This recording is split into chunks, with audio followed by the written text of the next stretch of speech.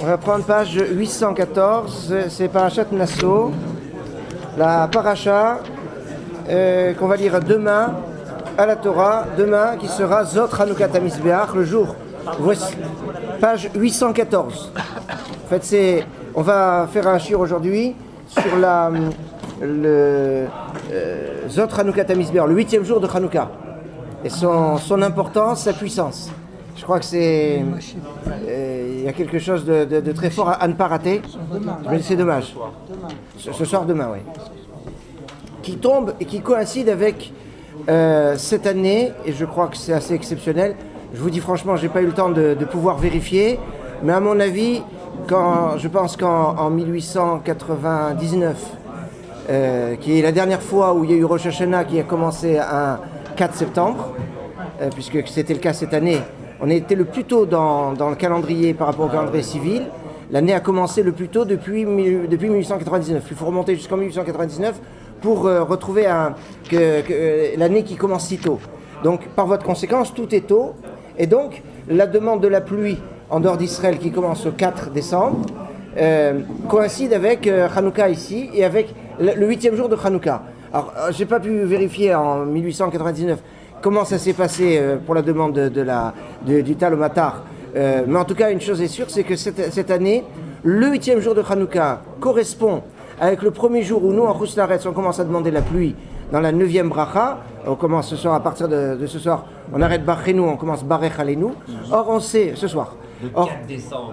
Or, on sait que l'homme, sa première prière qu'il a adressée à Hachem dès qu'il a été créé, c'est de demander la pluie. Et parce que la pluie n'était pas tombée, parce que les végétaux n'avaient pas poussé, parce que la pluie n'était pas tombée, parce qu'il n'y avait pas d'homme pour prier pour que la pluie tombe. Donc finalement, c'est la prière de base de l'homme. Et cette prière de base de l'homme, de la demande de la pluie, à ne pas confondre avec Mashiva Ruach Morida Geshem, qui n'est pas la demande, qu'il a Azkarat, c'est seulement la mention de la pluie. Quand on est dans les premières brachot de l'Amida, on mentionne la puissance d'Hachem à travers le fait qu'il fait tomber la pluie, etc., etc. Et donc c'est la puissance d'Hachem, c'est pas la demande. La demande de la pluie, c'est dans la 9e bracha. Le ten tal ou matal bracha, c'est la phrase clé qui donne tal ou matal, la rosée et la pluie pour les bracha. Et on commence à le dire ce soir, le jour qui correspond à Zot Chanukah Hamizbeach. Donc il y a quelque chose de puissant, c'est Zot Chanukah Hamizbeach. Donc ce que je vous suggère, c'est de voir comment ça fonctionne ce Zot Chanukah Hamizbeach. Alors regardez, donc on est au chapitre 7, ce qui est un petit peu normal d'être au chapitre 7 dans la fête de Hanouka, puisque aujourd'hui on est 7e jour de Hanouka, et Hanouka c'est par rapport à la menorah c'est 7. Mais c'est le passage du 7 au 8. Donc c'est pour ça que quand on est... c'est ce qui nous permet de passer du 7 au 8, remarquez que c'est la Torah. Hein, puisque la Torah, qui est basée sur un principe de 7 aussi, puisque, comme le dit le Passouk, ces colonnes sont au nombre de 7. Or, on sait qu'elle est 7, d'après ce que vous connaissez dans la paracha de Be'alotra, la paracha qui est juste après Nasso, il y a 2 nouns renversés, qui font qu'il y a 2 versets qui sont considérés comme un livre. C'est connu ça, c'est bon. Donc, il y a 2 versets, 2 nouns renversés, qui vont considérer qu'il y a Vaïbin Soar, qui est juste après Nasso. Donc, c'est un livre à part. Donc, c'est un livre à part. Ce qu'il y a du début jusqu'à le premier noun, c'est un livre. Du premier noun, le deuxième noun, un deuxième livre, et du deuxième noun jusqu'à la fin du livre, un troisième livre. 3 livres plus les 4 autres, ça fait 7. Donc la Torah est bien basée dans cette région de la Torah sur un principe de 7. Mais la Torah nous invite à nous hisser sur la dimension de la Neshama, sur la dimension de l'âme, et donc sur le principe du 8. Donc on passe du 7 au 8. Combien il nous faut de qualités nécessaires pour faire l'acquisition de la Torah ? 48. Donc c'est chapitre 7, verset 48 qu'on a lu ce matin, Bayom HaShvi'i. Ce fut au 7e jour. Nassi livné Ephraïm, le prince de la tribu d'Ephraïm, Eli Shama ben Amihud, c'est ce qu'on a lu ce matin, ce qu'on a lu le 7e jour de Hanouka. Et donc quand on arrive à la dimension qui dépasse, mais quand on dépasse après, on est dans la situation du Dan, du Din, donc c'est 54, verset 54, Bayom HaShmini. Bayom HaShmini, Nassi livné Menaché, Gamiel ben Pedatsur. Donc Ephraïm et Menaché étant les enfants de Yosef. Toute l'histoire de Hanouka elle est liée à Yosef, c'est pour ça qu'on lit l'histoire de Yosef pendant la période de Hanouka. Donc c'est remarquable, puisque quand on arrive sur la fin de Hanouka, on va retrouver le point d'orgue de Yosef. Pourquoi? Parce que Yosef, il est basé sur le principe de 6. Il a bique des chèches, il a des habits de lin, et ses habits de lin, chèche, c'est chiche, c'est 6. Sa valeur numérique, c'est 156, c'est 6 fois 26. Lui, c'est Yesod, le 6e degré. Et Yosef, c'est toujours le degré du 6. Et donc, si c'est le degré du 6, donc quand on arrive au point culminant de Hanouka, Zot Hanouka Tamizbeach, je dois avoir ce jour-là 6 Nessim. Et bien remarquez, il y a, on va lire demain Bayom Hashmini, donc un Nassi. Bayom Ateshai 2, Bayom Asiri 3, Bayom Ashteasar 4, Bayom Shnemasar 5, attendez, comment est-ce que j'ai fait mon calcul? 8, 9, 10, 11, 12. Et donc, donc on a le principe des 5 Nissim. Et après, qu'est-ce qu'on a? Zot Hanouka Tamizbeach. Tout ça, ça nous amène à quoi? Zot Hanouka Tamizbeach. Comment on appelle le jour de point culminant? Voici l'inauguration du Mizbeach. Qu'est-ce qui se passe dans cette journée-là?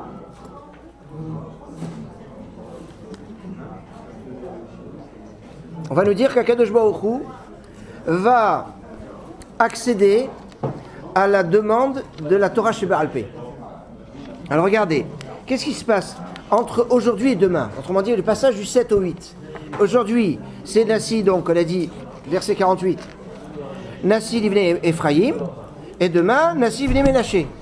Donc on a Ephraïm devant Ménaché. Prenez maintenant Bereshit, chapitre 48, évidemment, puisqu'on a été verset 48. Donc chapitre 48, verset 20. Donc Bereshit, 48, 20. Ça paraît la semaine prochaine. Enfin, oui, la semaine prochaine. 48-20. 48-20, c'est page 292.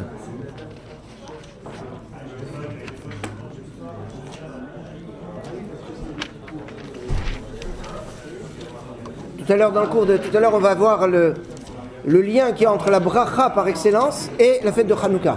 Parce que c'est la fête des Kohanim. Or, les Kohanim, c'est eux qui font la bracha, Birkat Kohanim.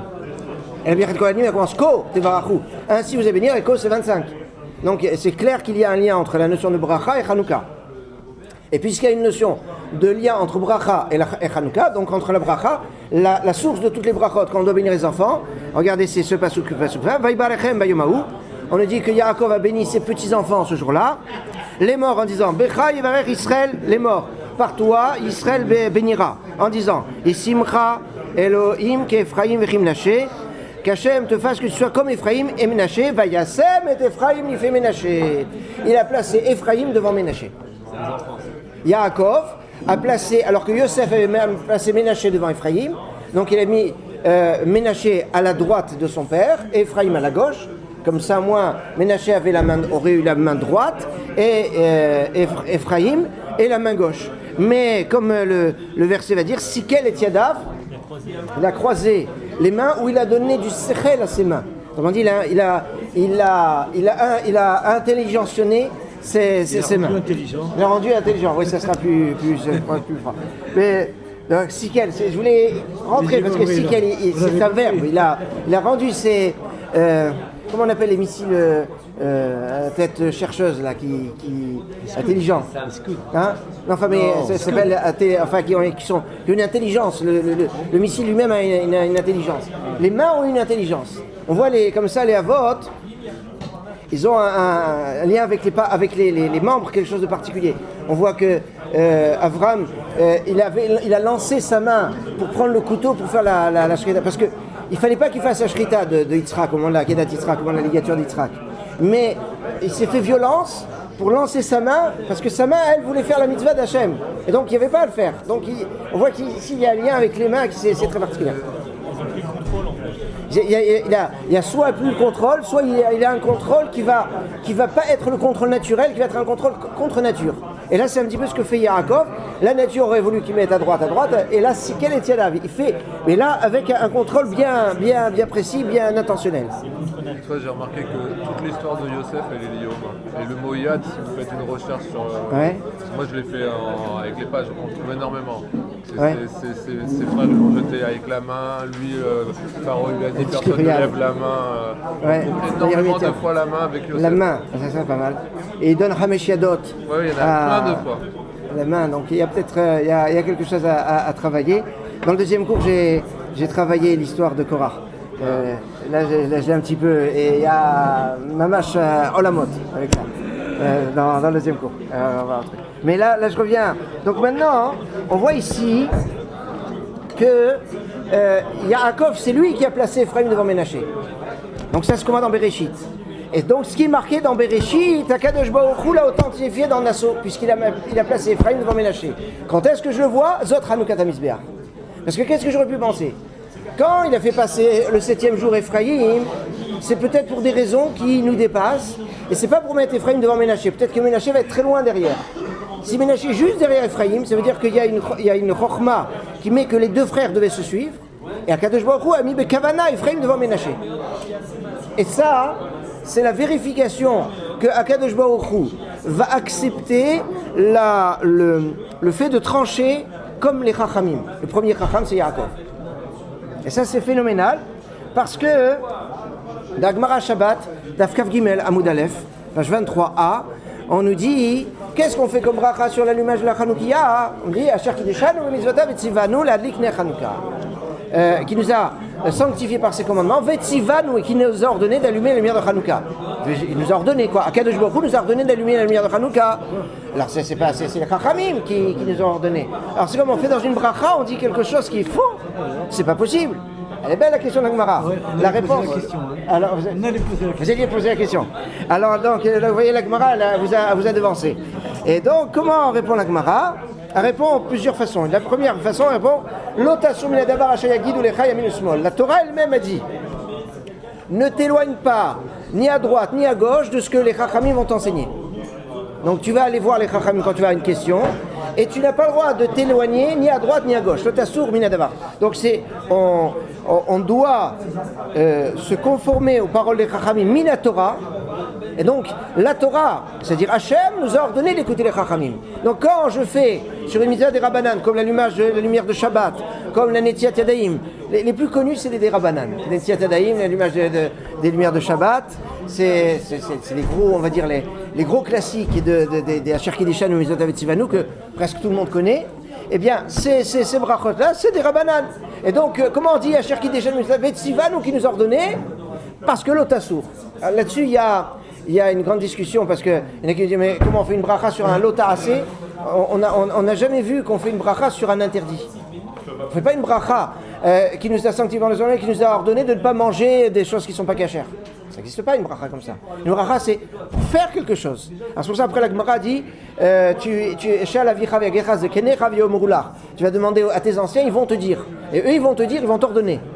Alors la problématique là-bas, c'est que on a l'impression que ça raconte, c'est pas de l'ordre, c'est pas la notion de mitzvah. Mais en tout cas là-bas, c'est positif. Donc c'est pour ça que la Gemara va donner une autre opinion. Mais en tout cas, oui. J'ai une question par rapport à ça. Si on transgresse un interdit des Rabbanan. Si on transgresse un interdit des Rabbanan, oui. Il ne se passe rien. Il se passe, non, il y a peut-être Makat Mardout. Oui, mais alors dans ce cas-là, si c'est cette histoire de Vessibanu, c'est comme si on transgressait un interdit de la Torah, oui. Pourquoi le fait de transgresser un interdit des Rabbanan, ça n'entraîne pas la même conséquence au niveau de qu'un interdit parce de la Torah? Parce que c'est par ricochet. C'est-à-dire, les Chachamim nous ont ordonné quelque chose, et moi j'ai transgressé ce que les Chachamim m'ont demandé de faire. Donc en fait, ça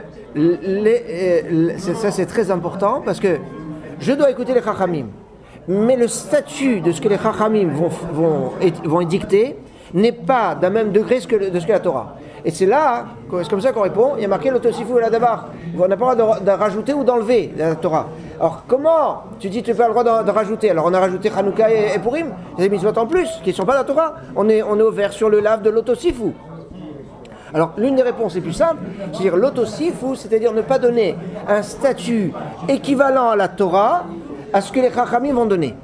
Et donc ça veut dire, si maintenant je vais dire, vous allez faire la mitzvah de Hanouka, et Hanouka c'est mitzvah de Horaïta comme Pessah, là c'est Baltosif. Et c'est comme ça qu'on comprend pourquoi souvent, dans la Gemara on se pose des questions, c'est de Horaïta, c'est des Rabbanan. Mais oui, c'est de Horaïta, de toute façon c'est interdit, ou c'est obligatoire. Ça ne change pas grand-chose de me dire si c'est une obligation des Horaïta ou des Rabbanan. C'est obligatoire dans tous les cas, ou c'est interdit dans tous les cas. Alors peut-être sur un safek, alors sur un safek de Raïta la Khumra, un safek de Rabbanan la Kula. C'est vrai que, mais des fois même dans les safekot, c'est pas toujours évident, mais enfin, c'est pas évident que pour rien qu'un problème de safek, on va des fois se casser vraiment la tête pour essayer de définir qu'est-ce qui est de Raïta, qu'est-ce qui est de Rabbanan. Et c'est souvent pas évident. Et c'est souvent des marloktot rishonim, par exemple la tfila de Raïta de Rabbanan, marloket Rambam. Il y a, même par exemple le Hallel. Le Hallel, il y en a qui disent c'est de Horaïta. Comment le Hallel de Horaïta? Oui, c'est depuis Moshe Rabbeinu, Akadosh Baruch Hu a dit quand vous allez avoir un miracle, alors le jour où vous avez eu un miracle, eh bien vous allez remercier Hachem à travers le Hallel. C'est Gemara dans Psachim. Donc, alors maintenant, de Horaïta, le Hallel, il y en a qui. Donc c'est pas évident la frontière entre de Horaïta et de Rabbanan. Maintenant, quand les Chacham disent ça c'est des Rabbanan, et moi j'ai pas le droit de dire que c'est de Horaïta. Donc c'est pour ça que j'ai besoin de le savoir. Donc maintenant, je reviens à la première opinion de la Gemara. Parce que souvent quand il y a une première opinion de la Gemara, et après une deuxième, la deuxième a l'air d'être plus convaincante que la première, alors pourquoi on a gardé la première? Parce que la première, elle a aussi quelque chose qui est plus par rapport à la deuxième. Comme on retrouve souvent dans Rashi, souvent on fait ces diukim dans Rashi. Mais dans la Gemara encore plus, avec Al-Vachomer. Et alors le principe c'est de quoi? C'est qu'on a dit, ne t'éloigne pas de ce que les Chachamim vont te dire, Yamin ou Smol, ni à droite ni à gauche. D'accord? Mais regardez que l'histoire de Yaakov, c'est que si Tiadav, il a mélangé la droite et la gauche. Et donc c'est finalement une histoire de droite et gauche qui va être la base de faire passer Ephraim devant Ménaché. Donc le Tavlev de Satmar dit, là, le fait que je vais, Zot Hanoukat HaMizbeach, c'est on va dire la validation de Parakadosh Baruch Hu des paroles des Chachamim, cette validation qui vient dans le jour de Hanoukat HaMizbeach par le fait qu'il a fait passer Ephraim devant Ménaché, et dans ce principe-là, ça valide ce que Yaakov avait fixé, en justement changeant la droite et la gauche. Et c'est pour ça que les Chachamim vont nous dire, ne t'éloigne pas de ce que vont te dire les Chachamim, Yamin ou Smol, ni à droite ni à gauche. C'est-à-dire que si quand ils vont te dire la droite c'est la gauche et la gauche c'est la droite, comme Yaakov va dire à Yosef, parce que Yosef dit papa c'est pas comme ça, tu t'es trompé, il dit non c'est comme ça que je veux. Alors c'est Yaakov qui avait raison, et Akadosh Baruch Hu va accepter ce que Yaakov a précisé à la base. Et ça c'est quelque part un yesod de la bracha, puisque on fait aujourd'hui toutes les brachot en disant Yesimcha Elokim Ephraim Naché, de mettre Ephraim devant Ménaché. Donc ça veut dire que la source de toutes les brachot est dans Zot Hanoukat HaMizbeach. Quand même Yaakov il a rassuré, il dit Gamoui et oui, il lui dit il a dit mais Ephraim, d'ailleurs il ne faut pas oublier que dans la suite de l'histoire les deux grandes têtes du clan d'Israël, c'est Yehuda et Ephraim. Dans le royaume du sud c'est Yehuda, dans le royaume du nord c'est Ephraim. Et Ephraim c'est le représentant de tout Israël. On n'imagine pas la grandeur de ce qu'est Ephraim, la bracha que Yaakov lui adresse dans la parashat Vaïkri, c'est une bracha phénoménale quand il met Ephraim devant Ménaché. On ne mesure pas l'ampleur de la puissance de cette bracha, et ça, son sod, il est dans Zot Hanoukat HaMizbeach. Pardon ? C'est les 10 tribus. Oui, des 10 tribus du Nord. Tribus du Nord. Complètement. Quelque part, Ephraim, c'est celui qui étudie la Torah, mais Ménaché, c'est celui qui vient le soutenir. Oui, en général, c'est comme ça. Alors ça, c'est une autre lecture. Enfin, c'est une lecture aussi de dire pourquoi Ephraim devant Ménaché, parce qu'Ephraim est un petit peu l'équivalent de Issachar, et Ménaché est l'équivalent de Zvouloun. Et donc, placer Ephraim devant Ménaché, c'est placer le spirituel devant le matériel. Il y a quelque chose, encore une petite nekuda qui est importante et qui est liée à Hanouka, c'est que finalement, qu'est-ce qui est plus important, Hanouka ou Purim? Choix cornélien. Est-ce que c'est comparable d'abord? Si on doit les comparer. Non, Purim. Pourquoi vous direz Purim? Parce qu'on a accepté la Torah. Oh, ça c'est bien, parce qu'on a, c'est vrai on trouve à Purim une notion d'acceptation de la Torah. Et ce qui va rester aussi après, les athées de la gauche, c'est Purim aussi. Et il y a aussi Hanouka aussi. Oui, oui. Hanouka aussi. Ça, c'est sur ce point-là, c'est Hanouka et Purim. Alors là, je vais vous dire, on pourrait dire que Hanouka a un aspect. Quand on arrivera à Purim, je vous donnerai comment Purim peut être supérieur à Hanouka. Mais là, on est à Hanouka, et Hanouka est supérieur à Purim. Déjà, je vous dirais, par la longueur, Purim c'est un jour, Hanouka c'est 8 jours. Maintenant, deuxième point, justement par Zot Hanouka Tamizbeach, puisque Zot Hanouka Tamizbeach c'est quoi? C'est passer Ephraim devant Ménaché. Ephraim c'est quoi? C'est spirituel, Ménaché c'est matériel. Or à Hanouka c'est le spirituel qui est en danger, alors que Purim c'est le matériel. C'est pour ça qu'on fait un michté. Donc finalement, la leçon de Hanouka, c'est la leçon que le spirituel est supérieur au matériel. Il s'arrête, il y a l'Hallel en entier, alors qu'à Purim il n'y a pas de Hallel.